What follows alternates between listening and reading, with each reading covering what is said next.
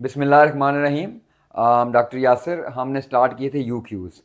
तो यूक्यूज़ में अब कुछ एपिडेमियोलॉजी के सवाल भी हैं जो प्रॉफ में बार बार आते हैं और स्टूडेंट उनमें एक ही बेसिक मिस्टेक करते हैं।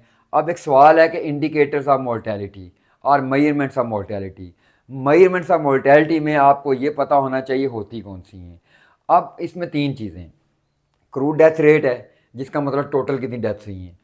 फिर स्पेसिफिक डेथ रेट है जिसका मतलब ये है जैसे क्रूड डेथ रेट टोटल है तो स्पेसिफिक डेफिनेटली कोई काज होगी, किसी जेंडर में डेथ हुई होगी, किसी एज में डेथ हुई होगी, किस डिजीज़ से मरा, क्योंकि आपने टारगेट करना है, टारगेटेड अप्रोच अपनानी है या स्पेसिफिक इंटरवेंशन करनी है, उसके लिए आपको स्पेसिफिक का पता होना चाहिए। देन स्टैंडर्डाइज है जब कंपैरिजन की बात आती है। देखिए पहले टोटल है, टोटल के बाद आपने स्प्लिट किया कि किस वजह से है, देन आप कंपेयर कर लेते हैं जी हमारे वाला ठीक है, हमारी इंटरवेंशन ठीक है या नहीं ठीक। आपने याद क्या रखना है, क्रूड डेथ रेट टोटल कितनी डेथ्स हुई हैं। लाइक सियालकोट में 5 लाख अगर पॉपुलेशन है, 10,000 डेथ्स हुई हैं तो 10,000 हुई। अब आप स्पेसिफाई होंगे सियालकोट में जो 10,000 डेथ्स हुई हैं वो एज स्पेसिफिक हैं, कौन सी एज की हुई हैं, कौन सी जेंडर की हुई हैं, कौन सी कास्ट की वजह से हुई हैं। अब उसके ये आप तीन मेन हैं, एज स्पेसिफिक, जेंडर स्पेसिफिक और caste specific. Proportional mortality rate भी आता है, वो भी याद रख लें। अब एज स्पेसिफिक को आपको कैलकुलेट करना आना चाहिए। फर्ज करें वो कहता है ये टोटल पॉपुलेशन जो है वो 10 लाख है, 10 लाख है। वो कहता है कि आप कैलकुलेट करें infant mortality, more sensitive indicator है। अब इन्फेंट्स की डेथ्स हुई हैं 1,000। अब आपने कैलकुलेट करनी है इन्फेंट मोर्टेलिटी।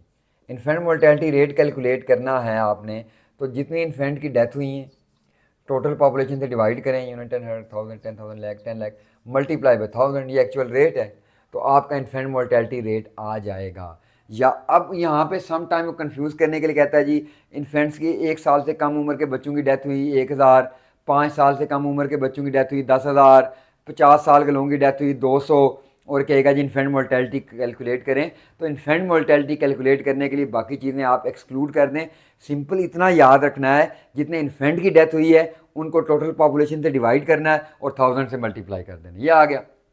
अब इसमें दो तीन चीज़ें और भी हैं। अब कास्ट स्पेसिफिक में आ जाता है, जैसे जेंडर स्पेसिफिक में आप कह देते हैं maternal mortality MMR। Caste specific reason case fertility rate calculate करना आ सकता है। केस फर्टिलिटी रेट का मतलब ये होता है कि आपके जितने केस हैं उनमें से डेथ कितनी हुई हैं। सिंपल सी बात है, रेबिस की केस फर्टिलिटी बहुत आई है, वो आपको कहता है जी रेबिस से डेथ हुई हैं 3 और टोटल केस रेबिस के जो हैं 4 हैं। यहाँ पे टोटल पॉपुलेशन आपने डिनोमिनेटर नहीं लेना, आपने रेबिस की डेथ्स को डिवाइड कर देना है रेबिस के केस से, और यहाँ इसका मल्टीप्लायर 100 है। बड़ी कन्फ्यूजन है जी, वो 1,000 है, ये 100 है। बेसिकली इसका नाम रेट है, ये रेट नहीं है। तो आपने इसको केस फर्टिलिटी को इतना याद रखें, infant mortality, maternal mortality multiplier है 1,000, केस फर्टिलिटी का मल्टीप्लायर है 100। क्योंकि ये परसेंटेज में हम बताएंगे जी इस डिजीज़ से इतने परसेंट बंदे मरे, तो योर आंसर इज 75%, जिसका मतलब है केस फर्टिलिटी बहुत आई है। अब ये आपका हो गया।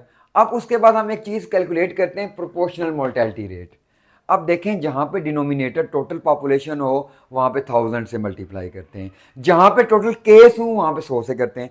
प्रोपोर्शनल मोर्टेलिटी का मतलब ये है, आपसे कहता है कि आपकी रेबिस की डेथ्स हुई हैं 4, लेट्स सपोज 4 डेथ्स हैं रेबिस से, और वो आगे कहता है कि टोटल डेथ्स हुई हैं 100।